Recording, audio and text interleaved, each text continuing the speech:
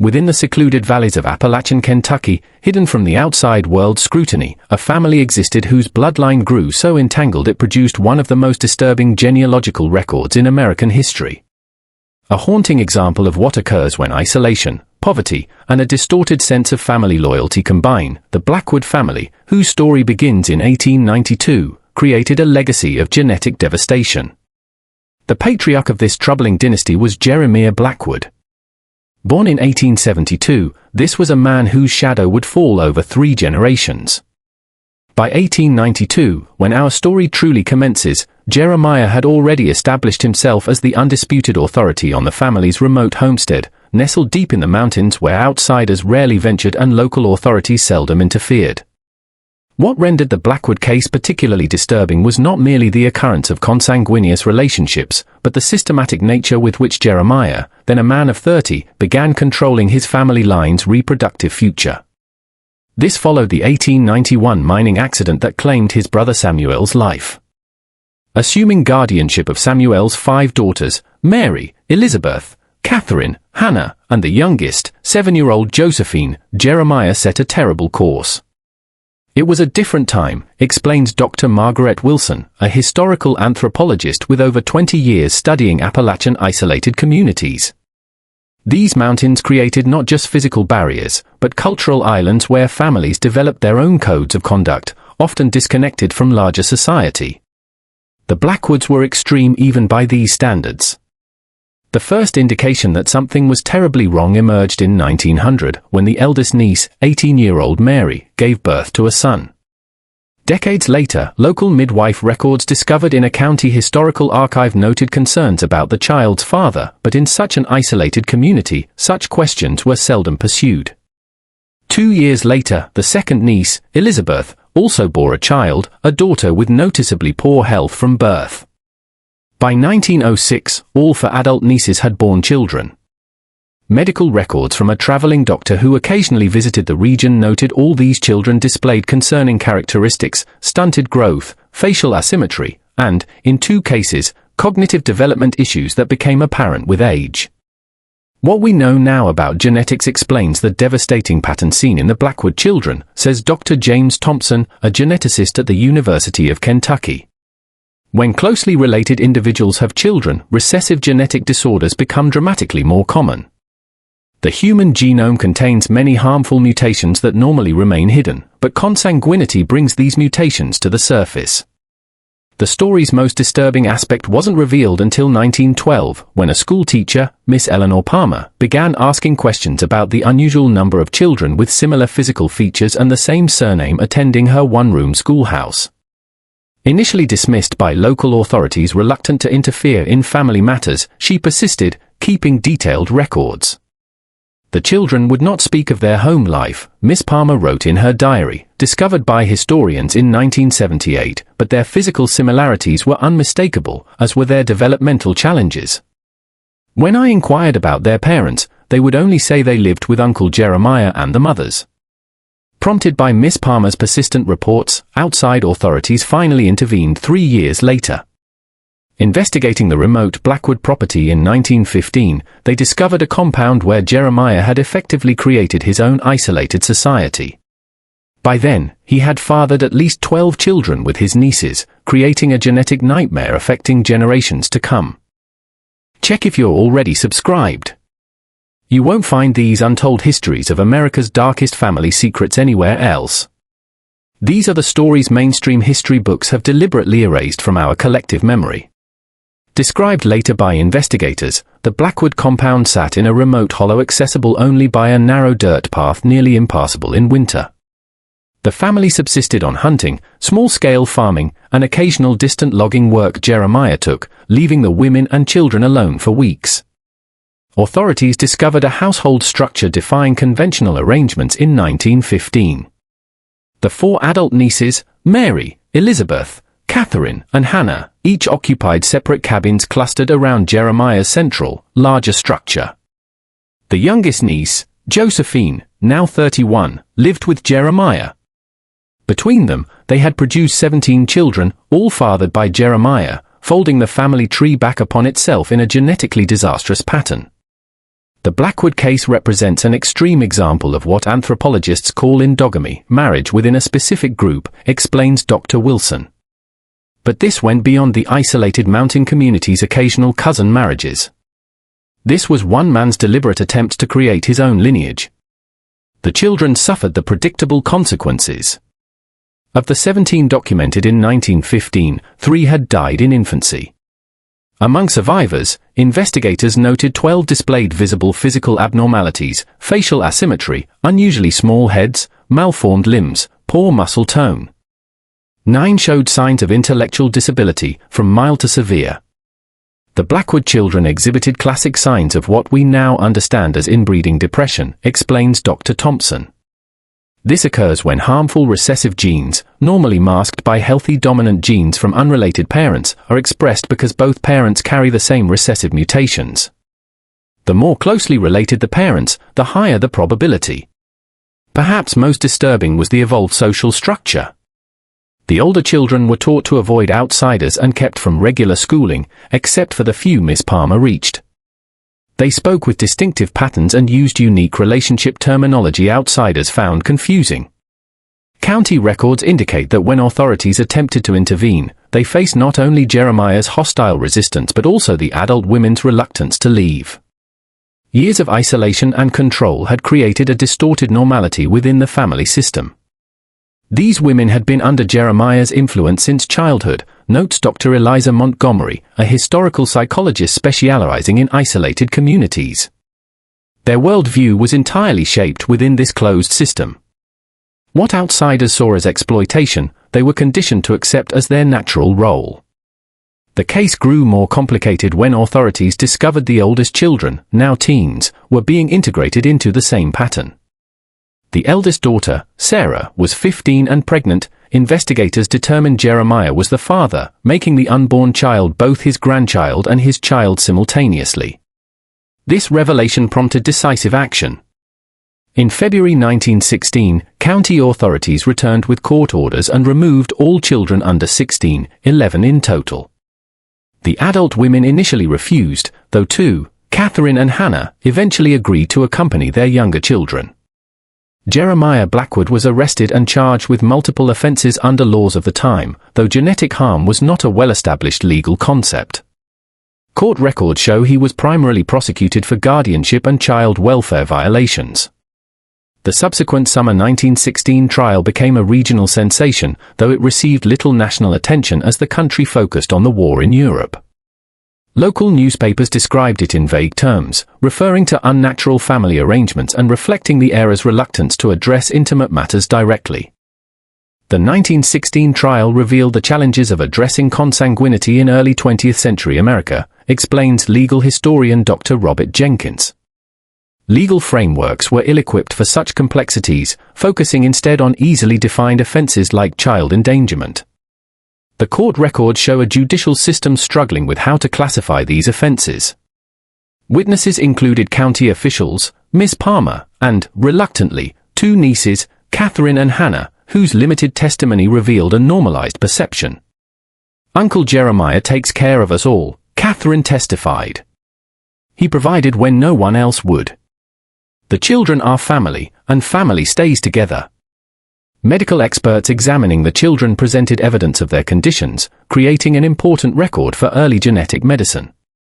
Dr. William Foster testified, these children display consistent patterns of developmental abnormalities that cannot be attributed to poor nutrition or illness alone. The similarity across different mothers suggests a common biological factor.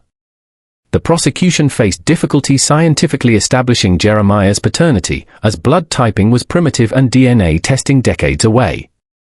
They relied on testimony about family structures and physical resemblances, evidence considered circumstantial today.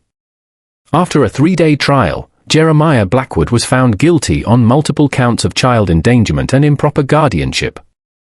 Sentenced to 15 years, historical records indicate he served only 7 before being released in 1923 due to prison overcrowding and deteriorating health. I witnessed this entire story unfold and cannot remain silent about the horrors inflicted on these innocent children.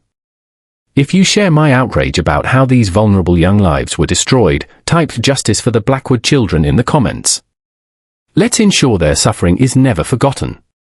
The fates of the removed Blackwood children varied widely. Younger children were placed with foster families throughout the county, while older teens were sent to state institutions for feeble-minded youth, the period's terminology for developmental disabilities. The foster placement was complicated by their special needs and the stigma attached to their origins, explains Dr. Montgomery. Foster families weren't equipped for their complex issues, nor were the institutions. This was long before appropriate approaches were developed. Integration was further challenged by visible genetic markers. Photographs from institutional records show distinctive facial features that made them identifiable and subject to discrimination.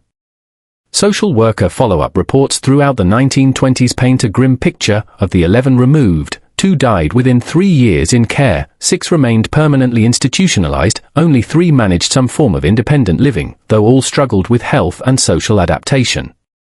Mary and Elizabeth, the oldest nieces, remained at the compound with their older children and eventually Jeremiah upon his return. Josephine disappeared from records after 1918, with rumors suggesting she fled to a distant city, though her fate remains unconfirmed. The compound gradually declined as the original generation aged and younger members increasingly sought outside contact, especially after rural electrification in the late 1930s brought radio and television, opening windows to different lives. The Blackwood genetic legacy extended far beyond the immediate children. The older children who remained, themselves products of consanguineous unions, continued having children, though records suggest they increasingly sought outside partners after Jeremiah's arrest brought attention. What makes this case so significant genetically is that we can trace consanguinity's effects across multiple generations, explains Dr. Thompson. The consequences didn't end with the first generation, they cascaded through subsequent ones in a pattern geneticists called genetic load, the accumulation of deleterious mutations. Medical records from the 1930s-40s show even Blackwood descendants who partnered with unrelated individuals had higher than average rates of congenital disorders, developmental delays, and health problems. This pattern is consistent with modern predictions. The effects of severe inbreeding can take several generations of outbreeding to dilute. By the 1950s, the Blackwood name was so stigmatized that many descendants changed surnames. Local historian Martha Jenkins recalls, "There was a saying when I was a child, crooked as a Blackwood. People used it to describe anything misshapen. Most didn't know its origin, but it persisted for decades." The original compound site was abandoned in the late 1940s after Mary, the last original niece, died. The land was purchased by a timber company in the 1960s, erasing all settlement traces. Today, only Blackwood Run on local maps indicates the family's presence.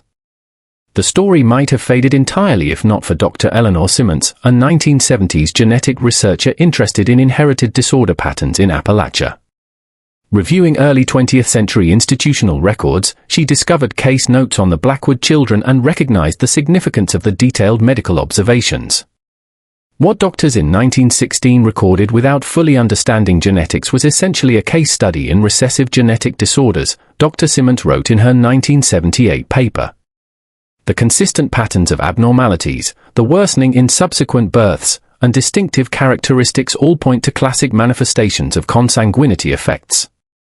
Dr. Simmons tracked down 3 living descendants, grandchildren of children who remained at the compound. With permission, she conducted their new genetic screenings, confirming unusual patterns of genetic homozygosity, identical gene copies, a telltale inbreeding sign. One descendant, identified in research only as subject C, provided a rare first-hand account. "Everyone knew we were different. I had uncles who couldn't speak proper, aunts with hands that didn't work right. My grandmother would never talk about the old days, just said it was a different time and we weren't to speak of it." The case has since become an important reference in genetic medicine and social history. Medical textbooks use the anonymized family history to illustrate recessive inheritance mechanisms and consanguinity's biological consequences. In the early 2000s, advanced genetic testing allowed researchers to identify specific recessive mutations concentrated in the family line. A University of Pennsylvania team, working with anonymized samples from Dr. Simmons' study, identified 7 distinct recessive mutations that had become homozygous, identical copies inherited from both parents, in Blackwood descendants. The Blackwood genetic samples provided a rare opportunity to observe extreme consanguinity effects in a human population, explained Dr. Vanessa Rodriguez, lead researcher on the 2004 study. We identified mutations affecting skeletal development, neurological function, and metabolic processes, extremely rare in the general population but common in this family line due to repeated consanguineous relationships. The study confirmed what earlier doctors had observed without explanatory tools. The children's challenges were direct results of inheritance patterns concentrating harmful recessive mutations. Modern genetic counseling uses cases like the Blackwoods to explain the biological basis for nearly universal cultural taboos against close relative marriage. These taboos emerge not from genetic understanding, which is recent, but from observed outcome patterns over generations, notes Dr. Wilson. The Blackwood case represents what happens when these protective cultural boundaries are systematically violated. Beyond scientific implications, the story raises profound questions about vulnerability, isolation, and structures allowing unchecked exploitation. Modern analysis views it not merely as a genetic curiosity, but as a social system's failure to protect vulnerable individuals. This wasn't simply genetic misfortune, but power, isolation, and deliberate exploitation of vulnerable women and children where outside oversight was minimal, observes Dr. Montgomery. Legal responses have evolved significantly since 1916. Modern consanguinity laws are clearer, and child protection systems aim to intervene earlier. Nevertheless, isolated cases still emerge, particularly in extremely remote or closed communities. In 2008, a distant Blackwood descendant, Catherine's great-great-granddaughter, came forward after reading about her family history. Choosing public anonymity but sharing her story with researchers, she described the long shadow. Growing up, we knew something was different about our family history, but it was never discussed directly, she recounted. There were whispers, sudden silences. I had health problems doctors couldn't explain until I learned about my great-grandmother and the genetic legacy I carried. Understanding finally gave me a chance to make informed decisions about my own life. The Blackwood case remains a powerful example of how geographic and social isolation can create conditions where exploitation flourishes across generations. It underscores the importance of education, community connections, and protective oversight systems. For geneticists, it offers insights into human inheritance patterns and consanguinity's harmful mechanisms. For social historians, it illuminates the interplay of poverty, isolation, power, and exploitation in shaping family systems. For ethicists, it raises enduring questions about responsibility, intervention, and protecting those unable to protect themselves. If you've watched all the way through this disturbing historical account, please comment "I watched until the end" so I can get to know you and understand who truly appreciates this channel's in-depth investigations. Don't forget to subscribe for more hidden American histories you won't find in traditional textbooks. Like this video if you believe these forgotten stories deserve to be told, and share it with others who appreciate learning about the darker chapters of our past that shaped modern understanding of genetics and social welfare. The Blackwood family legacy serves as both a scientific case study and a sobering reminder of what can happen when isolation and power imbalances allow unchecked exploitation across generations. In understanding their story, we better appreciate the importance of the social and legal protections most take for granted today.